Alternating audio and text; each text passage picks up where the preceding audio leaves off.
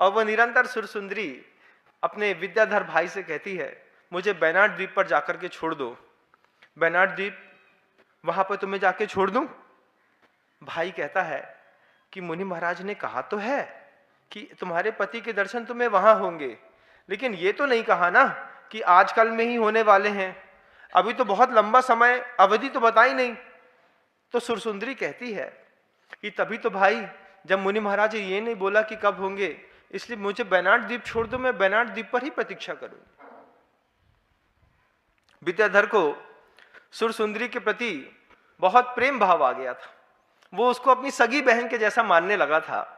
और कई बार मुंह बोली बहन हो जाती है बंधुओं, जो सगी बहन से ज्यादा निभाई जाती हैं रिश्ते, क्योंकि रिश्तों की बहुत बड़ी खूबसूरती है।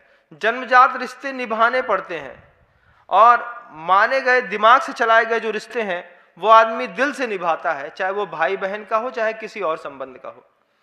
सुरसुंदरी वह जाने को वो हुई तो वो विद्याधर कहता है, जाने से पहले, अब चूंकि तू विद्याधर की कॉलोनी में आ ही गई है, विद्याधरों की नगरियों में आ ही गई है, तो तू विद्याधरों से कुछ लेती भी जा।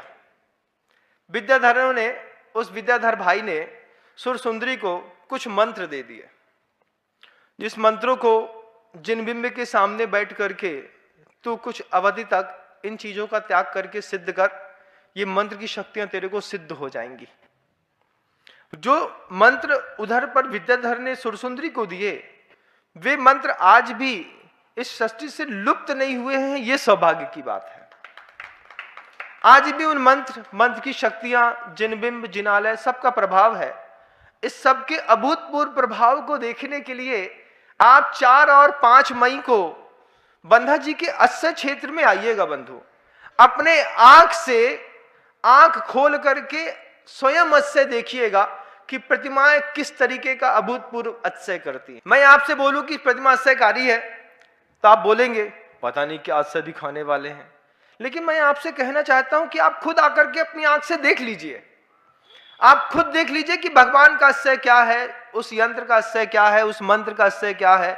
सामने बैठ करके प्रभु के सामने फेरे गए माला के मंत्र के क्या अस्य है, अपने जीवन में खुद देखिएगा। आप खुद आइए, खुद एक अपनी कोई अच्छी डिजायर लेकर के आइए, अपनी इच्छाएं लेकर के आइए।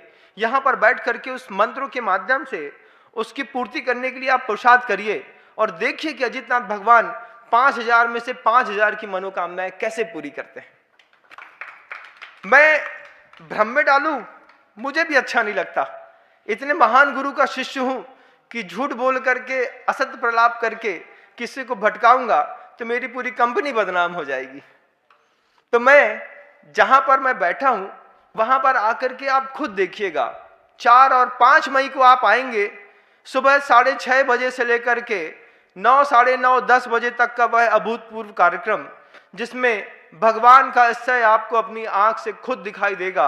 आप मानसिकता बना करके 15 दिन पहले इसलिए बता दिया कि अपना रिजर्वेशन करा करके तैयार रहिएगा।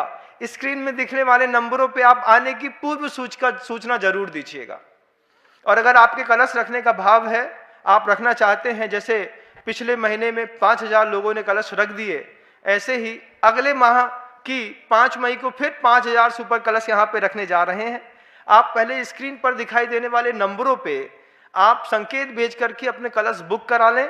उसके बाद यहां पर आकर के भगवान का अस्य अपनी आंख से स्वयं देखें। सुरसुंदरी और वो विद्याधर सुरसुंदरी से कहता है, ये मंत्र पकड़, भगवान की चंद्र प्रभु भगवान की उस प्रतिमा के सामने बैठ, और बैठ करके निरंतर माला फेर करके इस मंत्र को सिद्ध कर, उसके बाद मैं तुझे बैनाड द्वीप छोड़ करके आऊंगा। सुरसुंदरी के निर्मल सम्यक दर्शन के साथ उसकी जिनेन्द्र भगवान की भक्ति, भगवान के प्रति आस्था और सम्यक दर्शन ने वो कमाल कर दिखाया कि 15 दिनों के अंदर उसे 6-7 बड़ी बड़ी विद्याएं सिद्ध हो गई। कुछ विद्याएं सुरसुंदरी ने खुद सिद्ध कर ली, और विद्याधर ने कुछ विद्याएं अपनी बहन को उपहार स्वरूप दे दी कि ये रूप परावर्तनी विद्या है, ये कर्ण में कान में बोलने वाली विद्या है, ये तुम्हें मार्ग दिखाने वाली विद्या है, ये अदृश्य करने वाली विद्या है। इन विद्याओं को लेकर के तुम मनुष्य लोक में कहीं भी जाओगी, तुमको कहीं किसी भी प्रकार की आपत्ति नहीं होगी, और मैं भी अपने आप में संतुष्ट रहूंगा कि अब आगे आने वाले समय में जीवन में कभी तुम्हारे विपत्ति नहीं आएगी। सुरसुंदरी ने विद्याएं सिद्ध करी।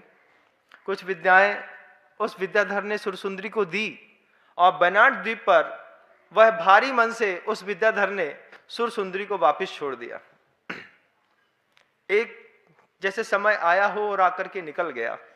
कहाँ बियाबान जंगल में पड़ी सुरसुंदरी, कहाँ वो विद्याधरों की नगरियां, कहाँ वे अकृत्रिम चैत्यालय, अवधि ज्ञानी मुनि महाराज का दर्शन, और वापस धरती पर आकर के सूर्य की प्रखर रश्मियों से जलता हुआ तपता हुआ तन, और उसमें बस इस बात का एहसास, ज्ञानी को किस बात का एहसास? अपने ज्ञान का, कि अभी जो पूर्व में मैं जी करके आई हूँ, कुछ विद्याएं मेरे जीवन का ऐसा अभूतपूर्व अंग बन गई हैं, उसके सहारे मुझे किसी भी प्रकार की कोई परेशानी अब इस संसार पे नहीं होगी। कितना अभूतपूर्व, अद्भुत। वह सुरसुंदरी अपने पल्लू के खोल करके 7 कौड़ियां निकालती है और गिनती है और सोच लेती है कि इन 7 कौड़ी से मुझे राज्य प्राप्त करना है। दिगंबर मुनि महाराज अवधि ज्ञानी ने कहा था, अमर कुमार से तुम्हारा मिलना भी यहीं पर होगा। सुरसुंदरी उस 7 कौड़ी से कुछ भोज्य पदार्थ खरीद करके मिठाई की दुकान लगा करके कुछ मिठाइयां बेच देती है। 7 कौड़ी का से मिठाइयां खरीद करके मिठाई बना करके जब सुरसुंदरी बेचती है तो उसको 3 कौड़ी का लाभ होता है। 7 की जगह 10 कौड़ी की स्वामिनी बन जाती है सुरसुंदरी।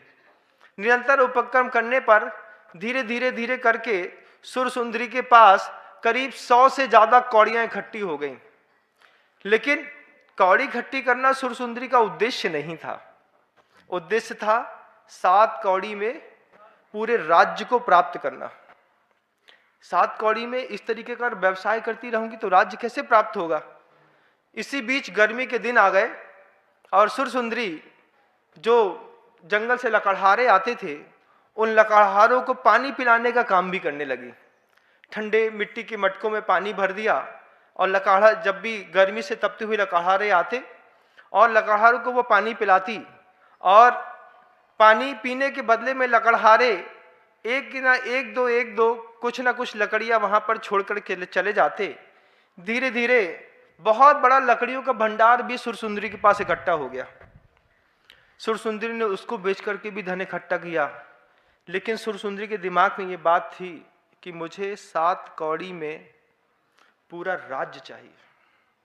अचानक एक दिन घटना घटी कि वह जो राज्य था बेनार्ड द्वीप, बेनार्ड द्वीप के जो राजा थे गुणमाली, उस गुणमाली की पुत्री गुणमाला, उसको कोई व्यक्ति अपहरण करके ले गया।